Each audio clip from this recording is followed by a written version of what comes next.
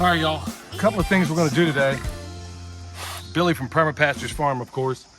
That pig in the back there, he was sick last couple of days. We've been giving him comfrey. When I say sick, he was at least under the weather. We've been giving him comfrey in massive amounts. And I'm reasonably sure we got some in there now that he seems like he's coming around pretty good, which is a good thing because it's not gonna be too long from now that we're gonna put him in the fridge. Well, this video today is really about what the pigs are doing for us, and you might be missing the boat if you're not seeing the value of it, depending on your situation. Now, just so you know, for those that are new here, we're basically feeding them mostly rice and beans and, yeah, pig behavior. We're feeding them rice and beans every single day in here in this little mix. When I mix it up, I put in you name it. Everything to keep them healthy as naturally as we can. We're not using any drugs. And that basically consists of rosemary, lots and lots of rosemary. It consists of garlic, lots and lots of garlic, even that liquid stuff. Michelle has been known to buy it. Pumpkin seeds, they eat a lot of that. In addition to all that, a little bit of this and that. We've covered it in previous videos, but really what this video is about is look at this landscape.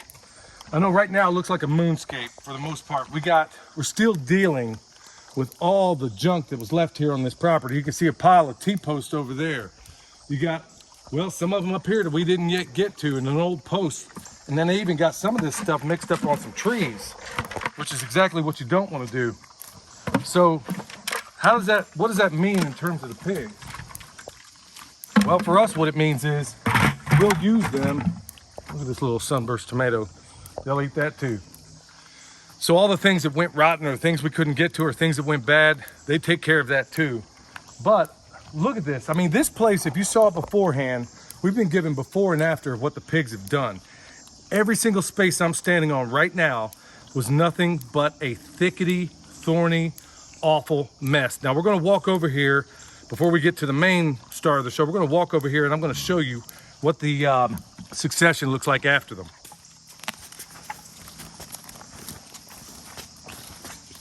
All right, check this out. This is all the area that they've been before. I let them turn it into a moonscape largely because if I wanted, I can go back here and seed. I can do it in a very, very cheap way. But where all that thorn and thistle and thicket and everything else, guess what's coming up in its place in the intermittent spots where it's getting sunlight? We're getting grass. We're getting the succession. If you can look down here, that was all a thorny, thickety mess. And look what's coming back, grass. And we let them hit it a lot harder than we should. Let's walk over here and I'll show you what else they do for us. All right, you see all that grass in the background? Yeah, where the tree line edge is, that's as far as I'll let them go. I don't let them go out in the pasture. Although I did mess around a little bit and let them hit that area for just a little bit. But what I'm standing in right now is where their Walla was, okay? It hasn't rained in days and days out here. But this was the last place to dry up. In fact, we got spots over here where they're little mini ponds. Now, that's what I'm getting at here. This is one of the additional experiments all the time, y'all, around here. That's the beauty about our model. It gives us a lot of room for research and development. And in this case right here, this is where the Walla was. All I literally just did, because I'm on the side of this mountain, I literally took maybe 6-7 shovels full, okay? And then I put a little water in there, and I make sure, and I've talked about it, I think, on Patreon, where I move their water situated at least 15-20 feet away. Because if it's too close, they will knock the water over. So I literally take it and I put it on the downhill side, make something of a swale, okay? You put water in there, and I promise you, a pig will get in here and they will exploit it. I know it's hard for you to see the full extent of it, but this is one giant Walla. What else could it be? It could be a pond. The problem is the solution. So if you're having a problem keeping water on your landscape, use your pigs to get that done.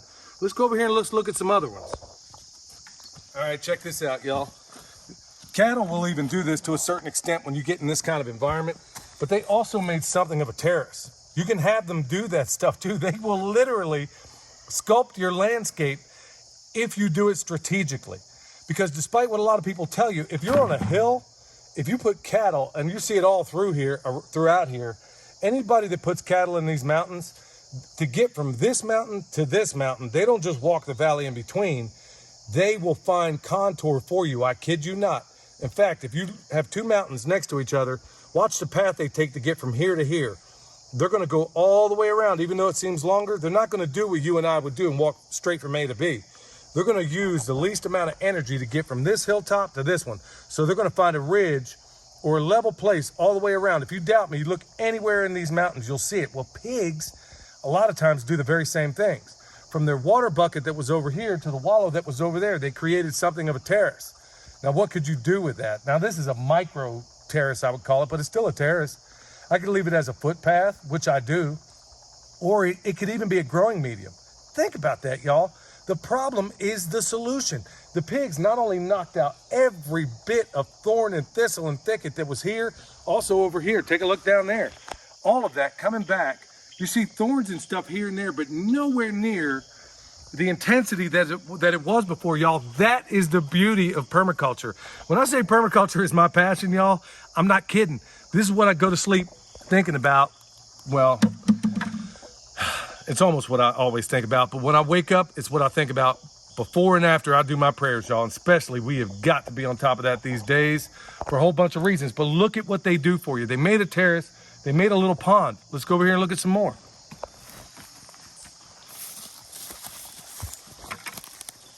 Here's yet another example. This was literally maybe 4 or 5 shovels full that I threw down here. Get it wet. On a hot day, the pigs will go in there, and guess what? We're finding out that they're glaying these things.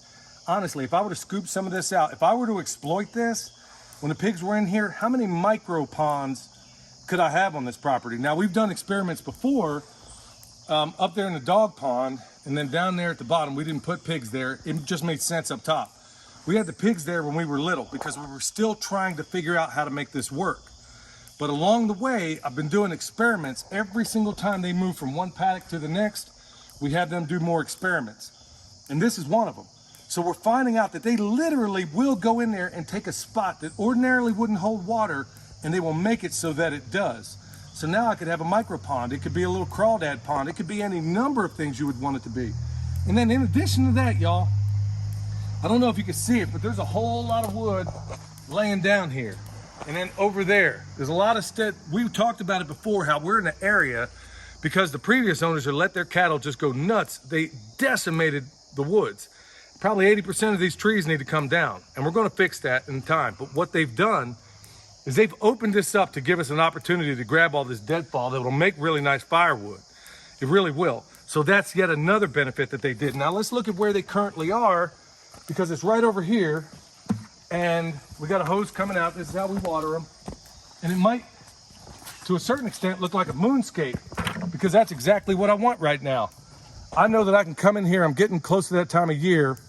Look at special operations equipment. What's going on down there? You're gonna see, yep, even got one of the shirts on, y'all. Remember, be a walking billboard. Take a look at them and what's going on with that swale. We've even shown you the succession over here when we've taken thorns, thickets, briars, brambles.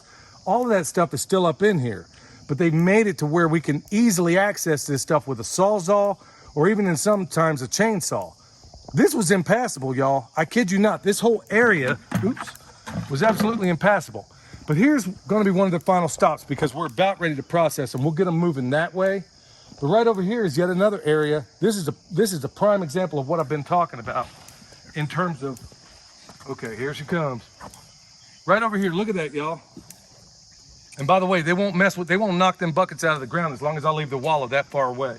But look at it now.